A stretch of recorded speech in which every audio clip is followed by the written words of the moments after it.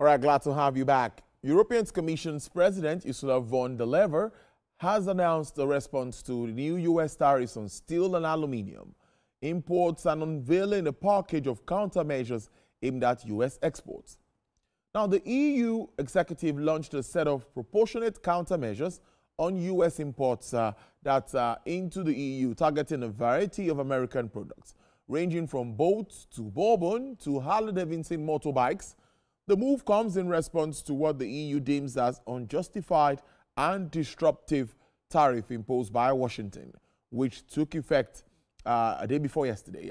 A month ago, President Donald Trump signed an executive order imposing a 25% tariff on imports of steel and aluminium and related derivative products, affecting approximately 26 billion euros worth of EU exports. The Union must act to protect consumers and business. The countermeasures we take today are strong but proportionate. As the United States are applying tariffs worth $28 billion, we are responding with countermeasures worth 26 billion euros. This matches the economic scope of the tariffs of the United States. Our countermeasures will be introduced in 2 steps, starting with April 1st and fully in place as of April 13th. In the meantime, we will always remain open to negotiations. Meanwhile, President Donald Trump has threatened to escalate a global trade war with further tariffs on European Union goods as major U.S. trading partner, as that's what he says this morning. Well, let's talk to a senior portfolio manager at AfriInvest West Africa, Mr. Babajide Atolagbe. It's good to have you on the program, Mr. Atolagbe. Good afternoon, and thank you for joining the program. Hi, good afternoon. Thanks for having me. Well, you heard my introduction, obviously, and this back and forth with regards to Trump, the EU, and of course other countries, Canada and all. What do you make of it generally, before we go into some specifics of the impacts on, of course, the global market? Well, I think the first reaction would be that we are not surprised because, as we all know, this is Trump 2.0, right? We had 2.1 some years back. So in terms of the approach towards international trade and some of, his policies, the market or, majority of the policy leaders are quite aware of what, is to come. But then, that aside, this is not an environment where you want to be a businessman at this point in time, because you have tariffs flying here and there from continent to continent on billions of dollars of goods, and that screams uncertainty. And business owners at this period are very, very unsure about what the business climate is going to look like. There are issues around what to produce, where to produce, and even how to produce. Those basic economic, questions are currently being, difficult to answer now by global manufacturers. So it's not new, but then it is extremely challenging. This is actually deepening economic unease. He had to meet with some CEOs, I think, yesterday or day before, and he was still defending these tariffs. What do you think this would lead to moving on, particularly with markets? Well, I think we need to, contextualize it a bit, because in the last video you played from the EU, representative, they termed Trump's policy as unfair.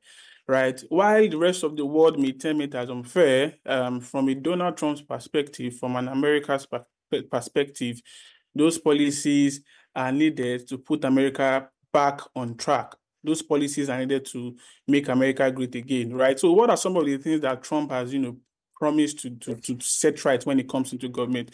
The first one is he's looking to, all the unfavorable trade policies that has existed between the US and the rest of the world. He's looking to correct that.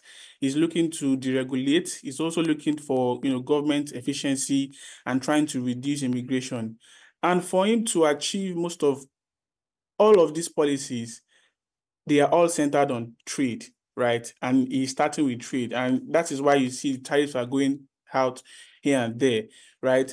And the essential idea behind the trade is two things largely. The first one for national interest, which is, for example, the one with Canada and Mexico. The tariffs were largely tied at ensuring that immigrants from Mexico don't find their way into US, and from Canada, the tariff was on the back of the infiltration of some illegal goods into the US. That's the first one. Meanwhile, the second one is just to make sure that the US is a large market, right? And over the years, the domestic industry, the manufacturing industry has not been largely competitive. And the reason why it has not been competitive is because of the influx of foreign goods, which come in cheaper, and then it makes them uncompetitive. And now Trump is looking to put an end to that by increasing the price of foreign goods, so that domestic producers can begin to backward integrate, and they can begin to look inwards to see how they can increase self-sufficiency.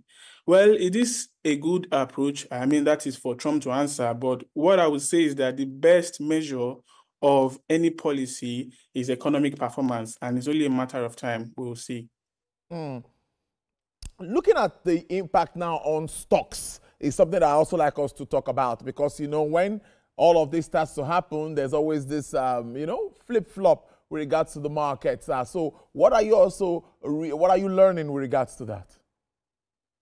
Well, we're learning quite a lot because after the announcement of Donald Trump's, for the next 4 years, we saw something the market termed the Trump trade, whereby stocks were flying. There were a lot of elation in the US equity market, and even filtered into developed market.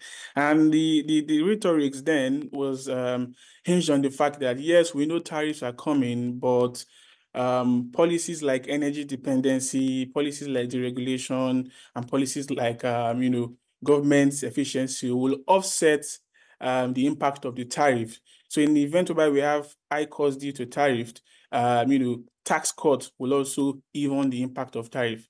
But 2 months, 3 months down into 2025, the market has come to understand that, yes, this is the destination, but the journey is going to be very bumpy. Even Trump alluded to the fact that, yes, it's going to be a bumpy ride towards, making America great again. So we've seen issues around economic recession. Risk of economic recession is rising very fast. I mean, at the beginning of the year, it was as low as 10%, but now we're speaking about 25, 30% of the risk of recession in the US. And also, if you take a look at the labor market is weakening day by day. The activities of the Dodge office in terms of ensuring government efficiency is also contributing to a weaker labor market. Also, given the fact that there is supply issues, manufacturers are not necessarily bringing on people on board to produce. Labor in that sector is also weakening. So if you look at risk of recession, declining labor market, and persistent inflation, it's screaming problem for the US. And all of that, the market is beginning to take a clue that, yes, I think that we think that, yes, this is going to be a bumpy ride. And starting from last week, we've been seeing the equity market taking a serious beating, losing significantly, and that is still likely going to be the case as companies continue to downgrade or revise downward their earnings and profit forecast for 2025. Well, let's move on and see. Many have argued that looking at what Donald Trump is doing, that it's a message for other countries to begin to look inwards and, of course, maybe try to build your own solid wall. Make Nigeria also great again. Do you think it's an opportunity for African countries to take advantage of all of this back and forth that we see? Well, I think an opportunity exists in that light, but I think it's a long-term opportunity rather than a short-term opportunity, because most of all these economies that are exporting into the US, they are doing that simply because the US is a large market, right? And there seems to be some sort of appetite for their products in the US market. If you're no longer getting that amount of traction in the US market, it's very difficult for you to get that kind of traction domestically, right? So that will lead to a situation whereby even if we're sending in goods of 30 billion into the US, but because of the tariffs, we can no longer say 30 billion, we can now send 15 billion. Where does the remaining 15 billion go? Like the domestic economy cannot absorb that amount of, product. So I think the opportunity that exists for other countries, especially the East, speaking of the likes of Russia and China, is for them to also serve as a market, for all those goods that can't necessarily go into the US at this point in time, right? And for example, even in Nigeria, I'm sure you see that in the auto market, the car market, we're beginning to see a rise in, on non-traditional cars other than the typical Toyota that we see. We're beginning to see the rise in, new type of car models that are coming from the East. So it's an opportunity for the East to also bring some of their products to, the developing countries. And from Nigeria's perspective, well, it depends on, our trade numbers and, our trading approach.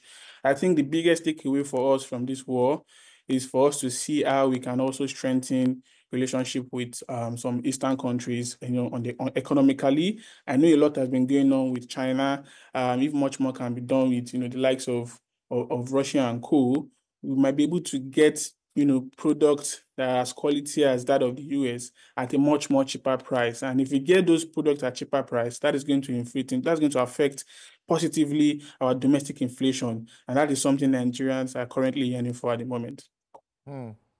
Looks like there's a lot ahead, honestly, looking at this back and forth. Let's also look at some other global issues that we've been talking about. We're seeing maybe there's going to be a ceasefire within the Ukraine and Russia war and all of that. But how do you see this affecting global trade, movement of raw materials and all of that back and forth? How do you see that disrupting and affecting of course, the market and projections for 2025? I'm worried about that. Yeah, that's a very good one. The way we look at the war, although the war is multifaceted, it has different approach, but we're largely, tying the Eastern Europe war to, its impact on the energy, right? Energy prices, right? Because energy is essentially at the center of everything that drives, the global economy. If you look at what's happening in Russia and Ukraine, the US is trying to broker peace. And then the US is also trying to ensure that all parties come to the table and the national interests are being addressed, equitably, in that sense. But then I think the real question is who is going to benefit, right, from the peace from the Eastern Europe war? And I think it is going to be the US, because in an event whereby Russia and Ukraine agrees to ceasefire and to put an end to the war, most of the sanctions that have been placed on Russia's oil will be uplifted, right? And that simply means that we are going to be having surplus supply in the energy market, and that creates some sort of imbalance. And when we have that kind of imbalance where supply exceeds demand, prices are at the receiving end. And trust me, United States of America is more than happy for that kind of situation to come to the floor, whereby energy prices are, declining very fast because of a supply glut.